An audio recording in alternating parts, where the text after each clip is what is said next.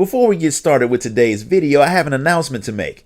After years of telling other people's stories, I finally released one of my own. My novel Eternal Reign is available now in both ebook and paperback format for those of you who are like me and prefer to collect physical media.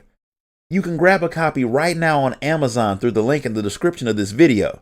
And now back to our regularly scheduled program. On your way back to the Druid's Grove, your crew sees what is always a bad thing to run across in any fantasy world. A dragon is flying right overhead.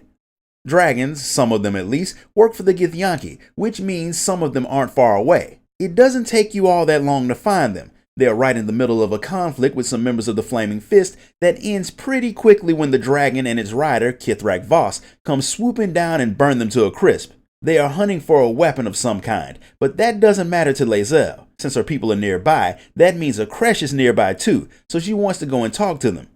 They don't exactly seem friendly to non-Gith, but Lae'zel is confident that they won't attack you since she's there, so you all follow her.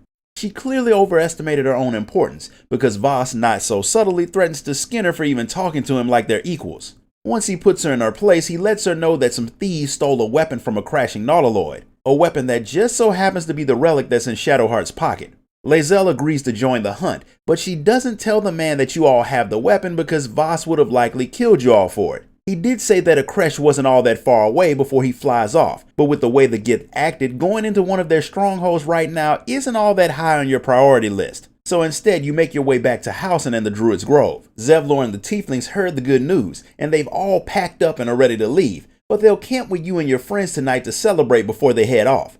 As for Hausen, he's in the process of dealing with Kaga. He's more than a little ticked off that the woman had tried to seal the grove with the Rite of Thorns. He was going to exile her, but instead he demotes her so she can get re-educated on what it means to be a druid. Her attitude says that re-education might not work, but for now there's more important things to worry about. After doing a bit of celebrating with the Tieflings, Hausen makes good on his promise to help.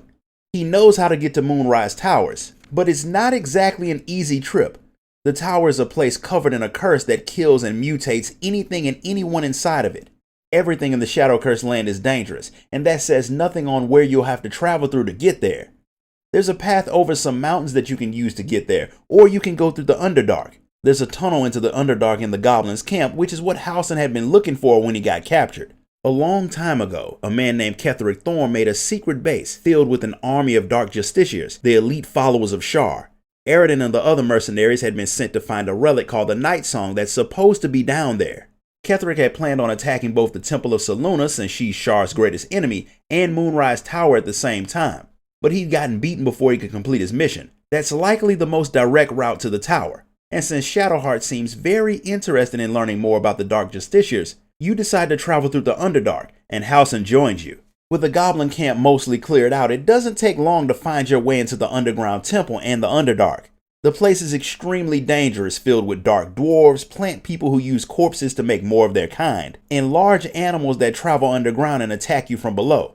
The place is so dangerous that it may have been better to travel over the mountains, but it's a bit too late for that now. So after battling the evil dwarves at the request of the plant creatures, stealing the dwarves' boat and killing more of their friends, you and your crew reach the Grimforge. A group of cultists and some hired dwarves are trying to get into an old temple through there, but during their search, the true soul in charge, Nier, caused a rock slide and got trapped. The plant men want him dead for what he's done to their people, and Thula, one of the slaves who escaped, asks you to free the gnomes. So since taking out a true soul can't do anything but help your position, you kill the man and his followers with the help of the underpaid dwarves, free the slaves, and make your way to the Shadow Curse land. Before you step through into the very unpleasant path to Moonrise Towers, you come across Elminster Almar, the man who is arguably the most famous and powerful spellcaster in existence, and he's been sent by Mystra herself to find Gale for a very important reason that he won't talk about until he's had a bite to eat. So you delay your trip to Moonrise for just a little bit longer so you can find out just what the man wants from Gale, and hopefully it's not something that will make your already difficult journey even harder. This concludes the story of Act 1 of Baldur's Gate 3.